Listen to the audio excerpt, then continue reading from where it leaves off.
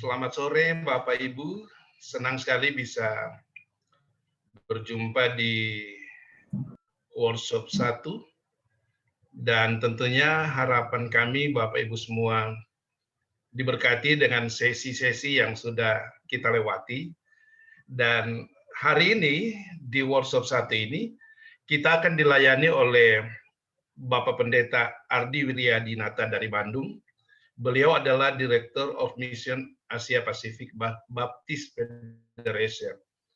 Dan hari ini beliau akan memberkati kita semua. Apabila Bapak Ibu, para peserta konferensi, memiliki pertanyaan dari apa yang akan disampaikan oleh narasumber kita, Bapak Pendeta Ardi Wiryadinata, Bapak Ibu bisa menggunakan kolom chat untuk menyampaikan pertanyaan-pertanyaan yang berhubungan dengan materi yang akan disampaikan oleh Bapak Pendeta Ardi. Sekali lagi selamat datang di workshop 1 ini, dan untuk waktu selanjutnya kami beri kesempatan kepada Bapak Pendeta Ardi. Selamat sore Pak Pendeta Ardi. Selamat sore Pak Vence. Selamat sore ya, semua. Kami di Papua sudah malam Pak. Oh ini oke, selamat malam Pak. Dari Jayapura dan ada beberapa teman-teman dari Indonesia Timur lainnya. Puji Tuhan. Silakan Pak, selamat melayani, memberkati. Terima kasih dan selamat sore juga untuk semua sahabat-sahabat, teman-teman semua yang telah menghadiri workshop 1 ini. Judul dari workshop ini adalah The Audacity of Leadership. Nanti kita akan bahas sedikit tentang apa itu The Audacity of Leadership. Dan ini workshop sangat praktis. Saya akan berbagi dari beberapa pengalaman, namun harapannya kita bisa mengambil prinsip-prinsip yang dapat disampaikan untuk kita terapkan di dalam pelayanan kita masing-masing. Ya, saya di sini bukan berarti lebih hebat atau seperti apa, bukan, tapi saya hanya berbagi dengan apa yang sudah Tuhan izinkan untuk dialami, untuk bisa menolong kita semua, memberkati kita semua, ambil yang baik, yang mungkin kurang berkenan atau tidak cocok dengan Bapak Ibu Saudara, bisa juga untuk dipertimbangkan saja. Nah, Bapak Ibu Saudara yang saya kasihi, izinkan saya memperkenalkan diri dulu.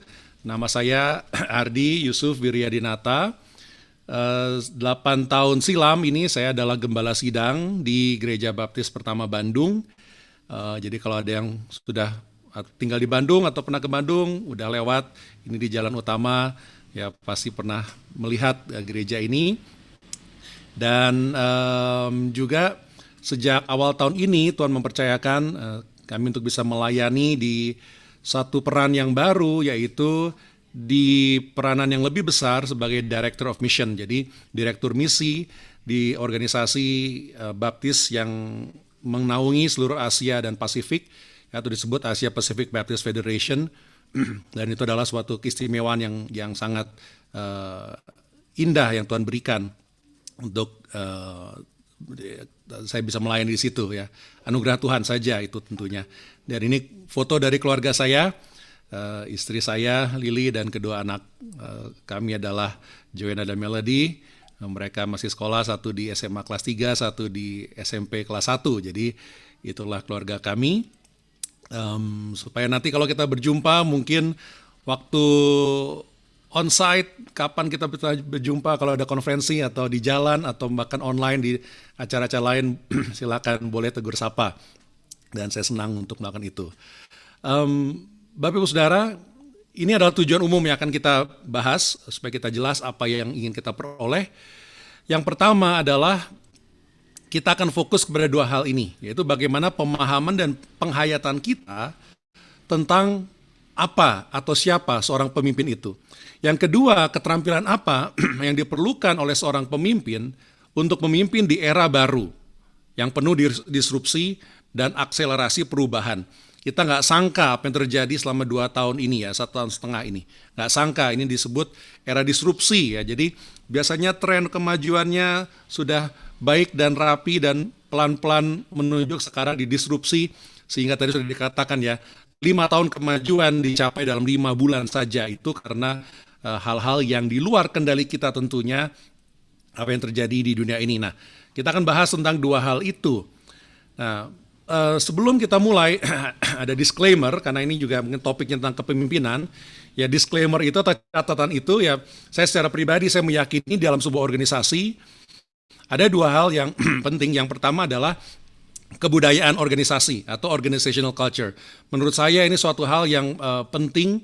Kalau misalnya bapak-bapak, ibu-ibu di sini adalah pemimpin, saya sarankan untuk bisa terus mengembangkan diri bagaimana kita membangun organizational culture, karena ini sangat menentukan bagaimana ke depannya kita bisa terus berkesinambungan walaupun konteks sekeliling kita berubah. Jadi ini akan menunjukkan core value apa yang sungguh-sungguh kita yakini dan percayai. Dan juga tentunya klasik ya, visi misi strategi sangat penting sekali. Ini akan menentukan arah organisasi kita, tujuan organisasi kita, dan langkah-langkah organisasi kita. Namun di dalam sesi ini kita akan fokus, ya, kita itu Anda dan saya, kita semua sebagai pemimpin. Ingat, kita sebagai pemimpin bukan sebagai pimpinan, karena mungkin ada banyak peserta di sini bukan adalah pimpinan dari organisasi atau kelompok kecil atau gereja, tetapi kita semua pemimpin. Ya, jadi tujuannya, fokus kita hari ini adalah bagaimana kita sebagai pemimpin dapat memimpin dengan penuh keberanian di tengah-tengah masa-masa yang penuh dengan perubahan itu. Makanya disebut audacity of leadership. Ya. Nah, saya langsung berikan rangkuman dari apa yang akan dijabarkan. Ya, yang pertama kita ada dua aspek dari the audacity of leadership ini. Ya. Audacity itu definisinya adalah a willingness to take bold risk. Ya. Jadi audacity itu artinya adalah sebenarnya kalau dalam bahasa gaulnya audacity itu kegilaan ya, tapi gilanya bukan gila yang negatif ya. Seperti orang Jakarta ya, mungkin dia bilang gile lu gitu ya, gilenya gile itu ya. Audacity itu kita berani melakukan apa yang orang lain tidak berani lakukan. Kita berani untuk melakukan sesuatu yang belum kepikir oleh orang lain. Kita berani melakukan suatu perubahan dan ada resiko-resiko tentunya yang terkalkulasi berdasarkan firman Tuhan, tapi melakukan langkah-langkah sesuatu yang mungkin kita sendiri agak sulit untuk melakukan, tetapi kita tahu sebenarnya Tuhan pimpin itu diperlukan. Misalnya kita melakukan sesuatu hal yang baru, itu dibutuhkan keberanian bagi seorang pemimpin untuk melakukan itu. Konteks tadi saya sharing, saya gembala sidang di gereja Baptis pertama, itu gereja Baptis yang benar-benar yang pertama di seluruh Indonesia. Jadi sudah hampir 70 tahun. Saya waktu masuk ya masih muda, sekarang masih muda, tapi dulu lebih muda lagi, ya, masih muda sekali menggembalakan gereja yang sudah punya 60 tahun tradisi dan kebiasaan. Ya, tidak mudah, namun diperlukan beberapa keberanian untuk melakukan sesuatu yang dapat menolong tujuan yang sudah Tuhan tetapkan bagi kita. Jadi pengajaran yang pertama adalah tentang leader. Apa itu leader? A leader is a humble servant. Ya, jadi a humble, ini yang mau saya gunakan istilah adalah servant king leader, berasal dari Yesus, bahwa dia adalah king, raja, tapi dia juga adalah pelayan. Jadi a servant king leader that leads God's people in God's mission despite of the ever-changing context. Ya. Jadi kita mau belajar tentang bagaimana pemimpin, yaitu kita, yang melayani secara rendah hati, memimpin umat Allah di dalam misi Allah di tengah-tengah perubahan-perubahan yang besar. Nah, yang bagian yang kedua kita bicara tentang skill-nya. Pertama tentang leader, seorang pemimpin. Yang kedua skillnya. Skillnya adalah tentang leadership, tentang kepemimpinan. Pemimpinnya adalah kita. Kepemimpinan adalah apa yang kita lakukan. Jadi skillnya adalah whatever it takes for the sake of the gospel. Apa saja yang perlu kita lakukan demi pengabaran Injil Kristus tersebut. Jadi kita akan fokus dalam istilah yang saya sebut sebagai servant king leader. Seorang pemimpin, ya, pemimpin yang adalah meneladani Yesus Kristus yang adalah raja, namun dia adalah servant, atau lebih tepatnya secara teologis suffering servant, ya, suffering servant. Our Messiah is a suffering servant. Ini kita akan belajar dari nats yang pasti kita semua sudah kenal, dari Yohanes 13 ayat 1 sampai 20 dengan premis dasar bahwa seorang pemimpin yang rendah hati, yang melayani adalah pemimpin yang rela untuk melakukan apapun juga demi tercapainya misi Allah. Saya awali dengan mungkin sharing dulu cerita seperti tadi saya sudah sampaikan. 8 tahun terakhir adalah gembala sidang di gereja Baptis pertama ini. Kemudian sejak awal tahun ini Tuhan izinkan ada perubahan-perubahan terjadi sehingga Saya tidak lagi menjadi gembala sidang, ya, jadi bukan pemimpin utama formal, tetapi masih terlibat dalam pelayanan sehari-hari, dalam pelayanan pastoral sehari-hari, namun bukan dengan capacity full time, karena berfokus kepada peran yang baru sebagai direktur misi tadi. Ya, namun sebagai status saya adalah bukan gembala sidang, tapi saya adalah anggota gereja biasa, seperti anggota gereja yang lainnya. Masih terlibat dalam kepanitiaan-kepanitiaan yang dulu sebagai gembala sidang saya menjadi ex officio atau hadir di kepanitiaan itu, dan tentunya mengarahkan dan memimpin, tapi sekarang saya tetap hadir sebagai pendukung, sebagai anggota biasa. Ya.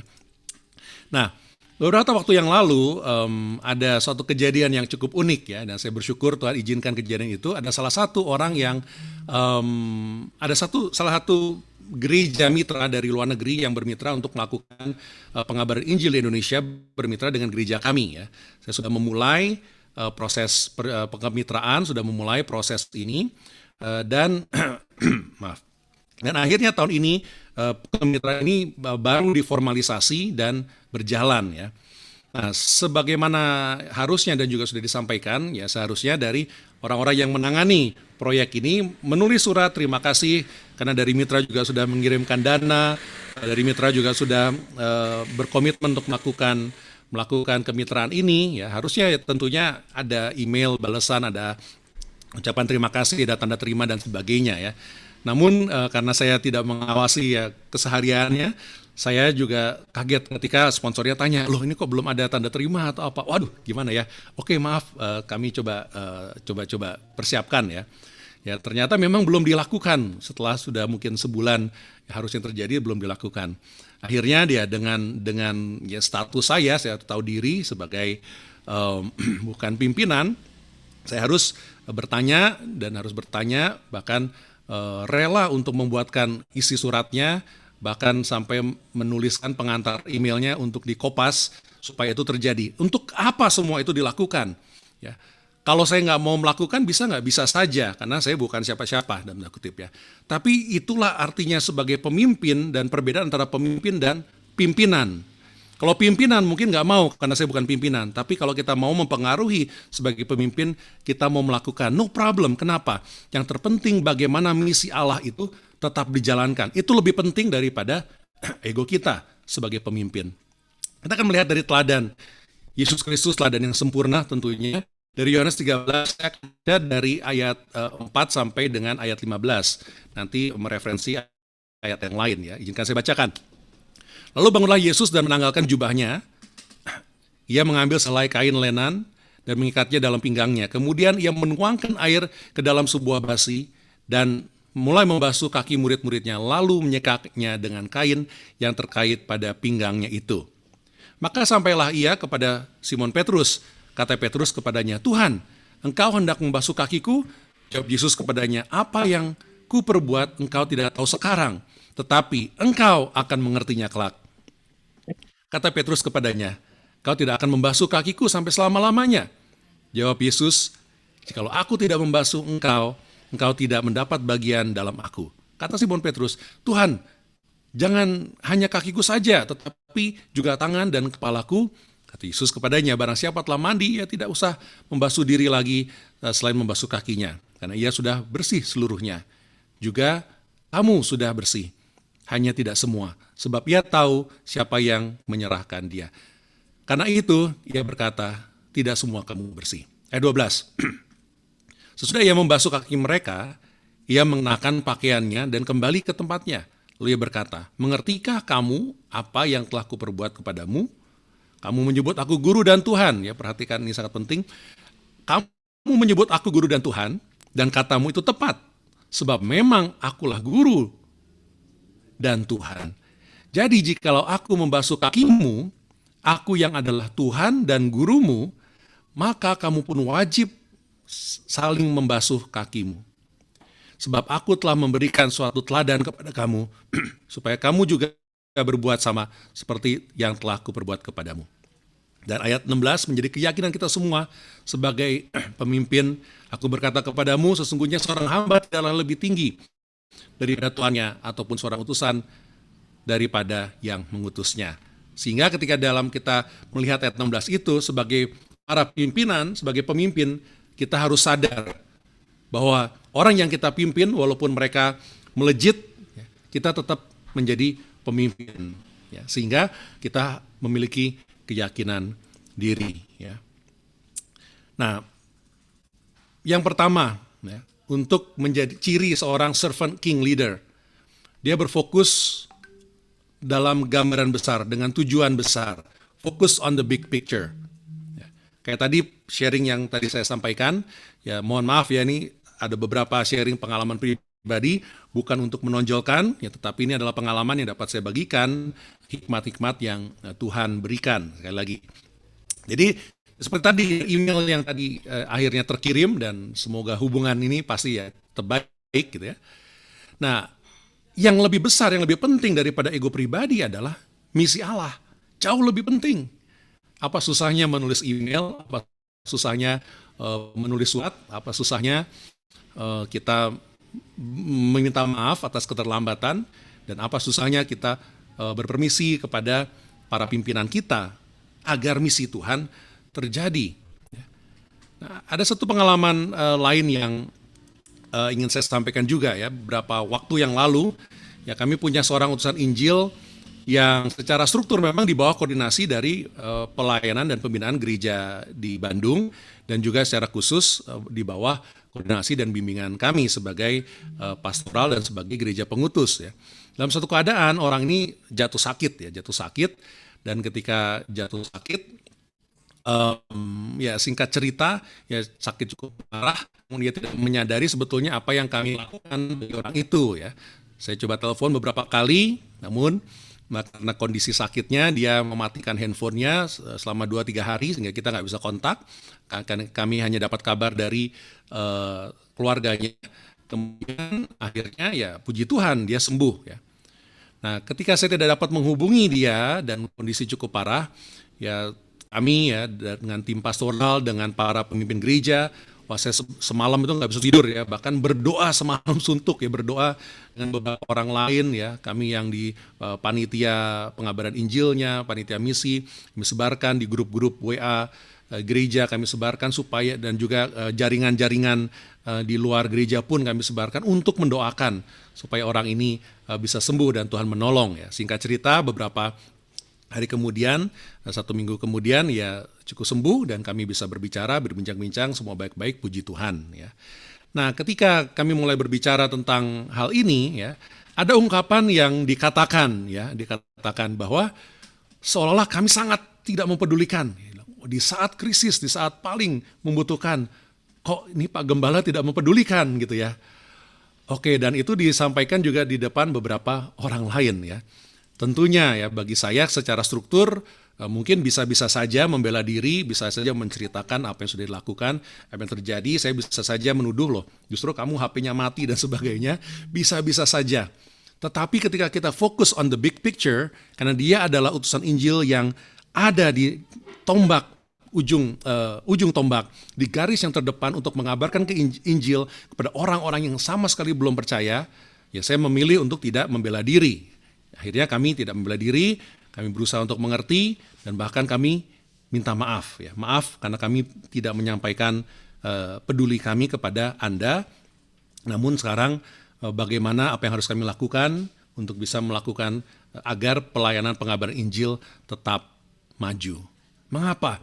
Karena kalau kita bukan melayani diri namun melayani Tuhan, yang penting misi Tuhan terjadi apapun juga. Itulah audacity ya, kegilaan. Audacity itu kegilaan ya, kegilaan dari seorang pemimpin.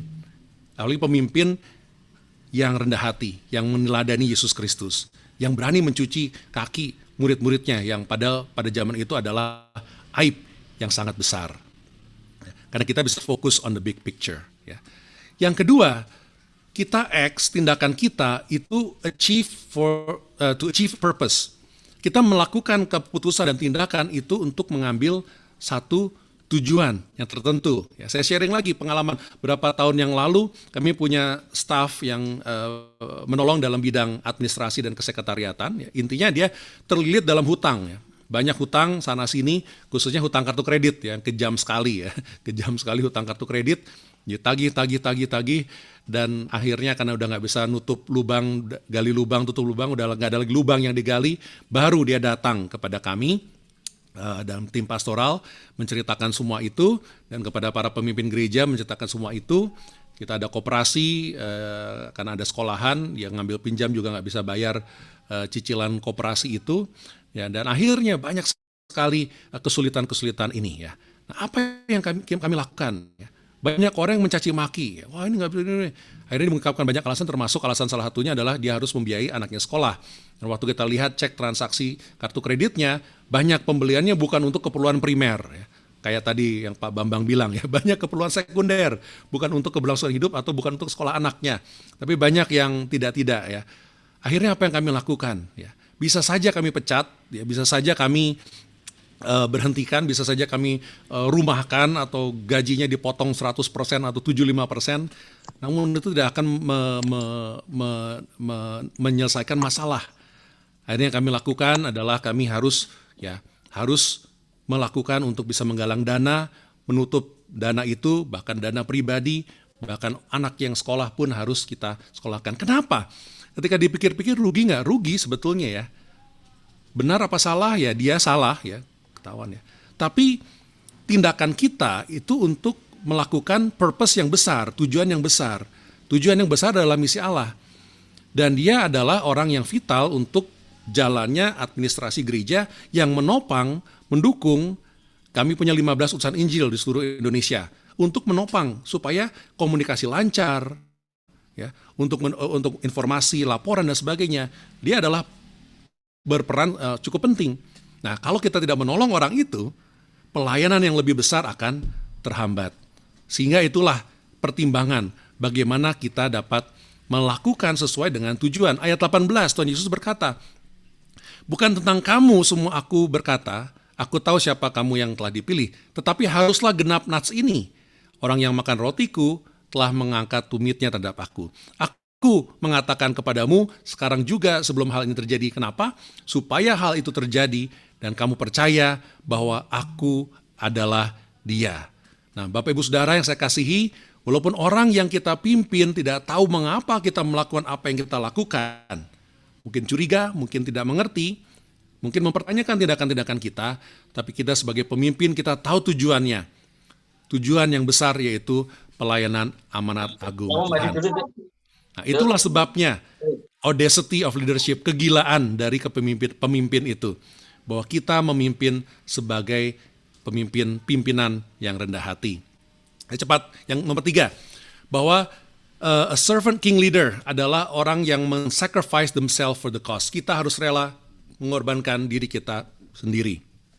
Ayat 13, kamu menyebut aku guru dan Tuhan, dan katamu itu tepat sebab memang aku adalah guru dan Tuhan. Jadi Yesus mengakui bahwa dia sebetulnya Tuhan lebih tinggi. Dia adalah pimpinan, dia adalah pemimpin, guru dan Tuhan. Bahkan diakui oleh murid-muridnya. Ayat 14, jadi jikalau aku membasuh kakimu, aku yang adalah Tuhan dan gurumu. Jadi secara jelas di sini Tuhan Yesus menyatakan seharusnya aku nggak melakukan ini. Tapi kalau aku yang benar-benar adalah Tuhan dan gurumu mau melakukan membasuh kakimu, yang pada zaman itu satu-satunya hal yang nggak boleh dilakukan oleh murid kepada gurunya adalah membasuh kaki, apalagi guru kepada murid. Maka ayat 14 berlanjut, kamu pun wajib saling membasuh kakimu, sebab aku telah memberitahu suatu teladan kepada kamu supaya kamu juga berbuat sama seperti yang berbuat kepadamu. Ya. Jadi ini adalah sacrifice, mengorbankan. Orang yang mau mengorbankan, Yesus mengorbankan posisinya, esensinya untuk merendahkan dirinya, membasuh kakinya untuk apa? Supaya 12 atau 11 plus 1 nanti murid-muridnya itu akan melakukan hal yang sama, melayani sebagai pemimpin yang rendah hati demi pelayanan pengabaran Injilnya. Dan sacrifice yang utama, pengorbanan yang utama, yaitu Yesus mengorbankan dirinya di kayu salib supaya semua orang dapat memiliki jalan berrekonsiliasi, berdamai dengan dirinya. Jadi inilah 3 hal yang kita perlu pahami tentang diri kita sendiri sebagai pemimpin. Nah, bagian yang kedua, apa yang perlu kita miliki sebagai skill yang kita perlu miliki apa?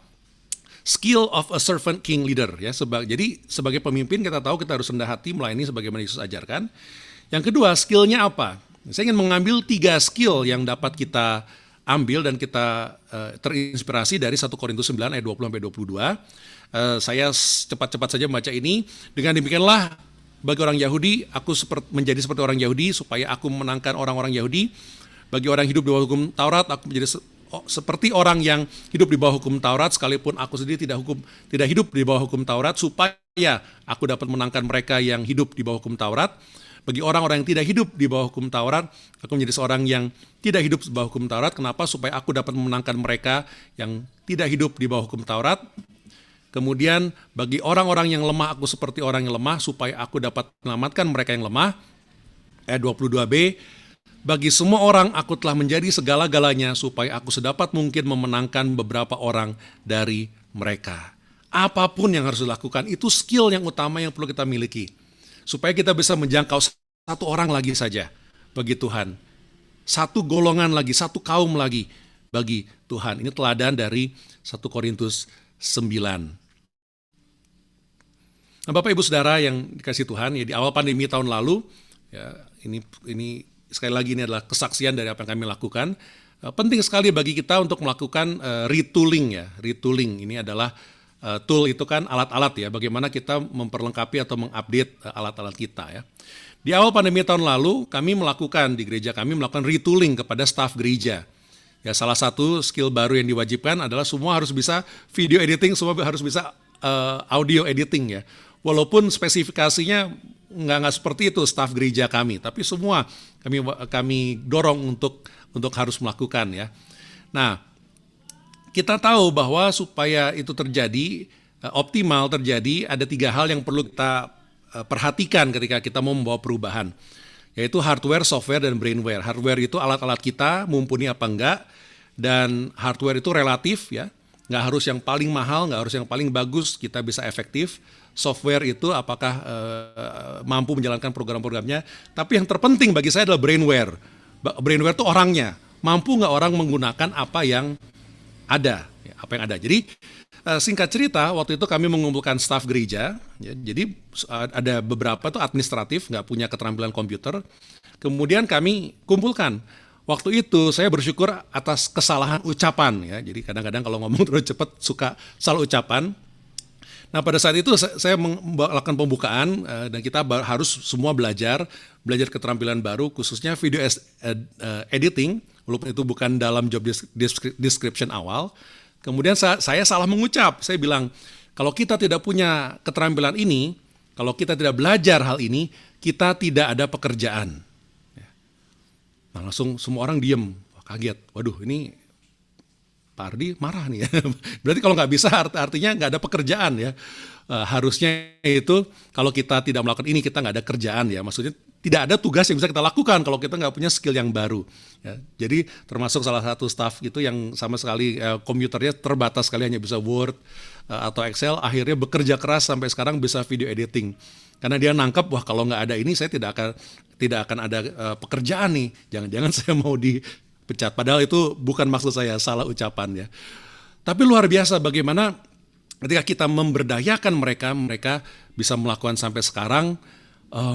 Puji Tuhan ya, ada banyak perubahan di arah digital yang dapat terjadi karena Tuhan memberikan kesempatan pandemi ini. Ya. Dan lagi kita pun bisa melakukan retooling ini dengan mudah zaman sekarang. Ya.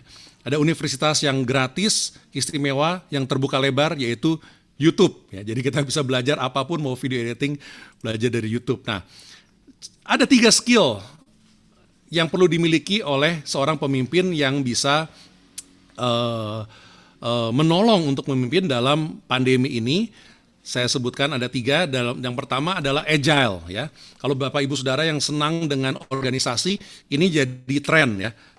Manajemen yang agile ya. Bagaimana CEO bisa jadi tukang sapu, ya, tukang sapu memberikan masukan kepada CEO. Ya itu sudah biasa di dunia organisasi sekuler, itu sudah biasa. Di gereja malah jarang ya. Nah, kita perlu agile, perlu lentur, whatever it takes. Ya pemimpin, ya pekerja, ya beberes, ya mungkin jadi kameramen, ya mungkin tampil, khotbah, beresin kursi, setup video kamera, editing, apapun juga, whatever it takes. Agile, kita harus punya kemampuan dan keterampilan itu. Ya, karena dunianya menuntut itu. Yang kedua, kita harus fragile. Ya. Jadi agile, yang kedua fragile. Fragile itu rapuh. Rapuh ini tujuannya adalah untuk kita bisa empowering other people. Ya. Kenapa? Kalau kita nggak rapuh, kita merasa kita semua paling hebat, orang lain nggak ada yang mau kerja. Nah, apa yang kami lakukan, kami sharing banyak dengan para pemuda, apa yang perlu dilakukan, dengan orang dewasa, apa yang mau dilakukan, dan melakukan perubahan-perubahan itu. Sebagai pemimpin, yang kami lakukan adalah, sudah tahu tugasnya, kemudian yang kedua, apa yang bisa saya lakukan untuk menolong kamu melakukan tugas itu. Yang ketiga, kita harus mobile. Mobile ini merubah kebiasaan. Kalau dulu kita terbiasa untuk masuk kantor dari jam 8 sampai jam 4 misalnya, ngantor. Sekarang udah nggak usah ngantor, karena nggak boleh ngantor juga ya. Jadi harus mobile. Mobile itu ada 3 hal, informasi, mobilisasi, dan evaluasi. Ya. Informasi kita sebarkan sebanyak-banyak informasi, karena sekarang dunianya sudah begitu. Mobile kemana-mana, pakai apa aja, pakai iPad, pakai WhatsApp, pakai komputer, apa saja informasi sebarkan sebanyak-banyaknya. Kalau teorinya Rick Warren kan hanya 10% yang akan merespon dari undangan kita. Ya, kita undangin 10.000 flyer kita sebarkan sekarang gratis ya. Mobilisasi, kita gerakan sebanyak mungkin orang, libatkan sebanyak mungkin orang. Ya, kami bersyukur di gereja kami cukup banyak anggota gereja aktif, posting di sosial media dan semuanya. Untuk apa? Supaya berita, pesan, kabar baik itu bisa tersebar di mana-mana, dan juga evaluasi. Jangan takut mendengarkan reporting kapan saja, bisa pakai mobile phone sekarang ya, supaya kita bisa melakukan perubahan-perubahan ya. Sekarang juga semua sudah melakukan itu, ya, konseling, pranikah, baptisan, semua pakai itu, pakai YouTube, IG dan sebagainya ya. Kenapa? Intinya adalah bagi semua orang aku telah menjadi segala-galanya, supaya aku sedapat mungkin memenangkan beberapa dari antara mereka. Whatever it takes, beberapa dari mereka untuk dimenangkan. Ya, ini perubahan. Setahun setengah yang lalu dari ibadah yang masih pakai tempel-tempel, ini juga orang lain yang main piano dan sebagainya, sekarang sudah bisa melakukan ini ya. Semua kita ada digital content, setiap hari keluarkan digital content, sekolah minggu, PA, semua pakai pelatihan guru, semua pakai online. Ya. Kemudian website, kami paksa, dari dulu cita-cita ada website, belum ada website, paksa, harus ada.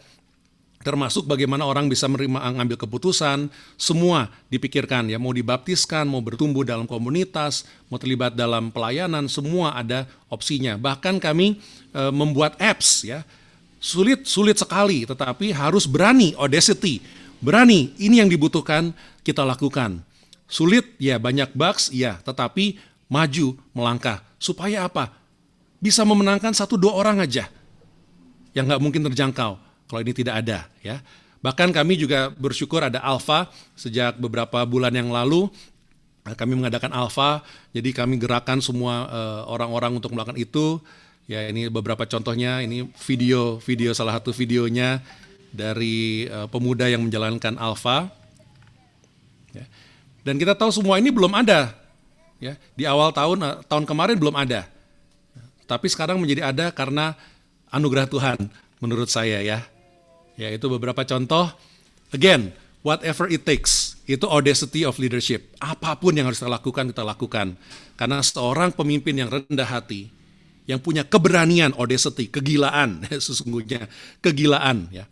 Kegilaan supaya Injil dapat diberitakan. Amin. Terima kasih Pak Ardi, dan minta maaf karena waktu kita memang ini sudah habis dan kita langsung kembali ke main room. Sehingga waktu untuk tanya jawab, ya ada satu pertanyaan sebenarnya dari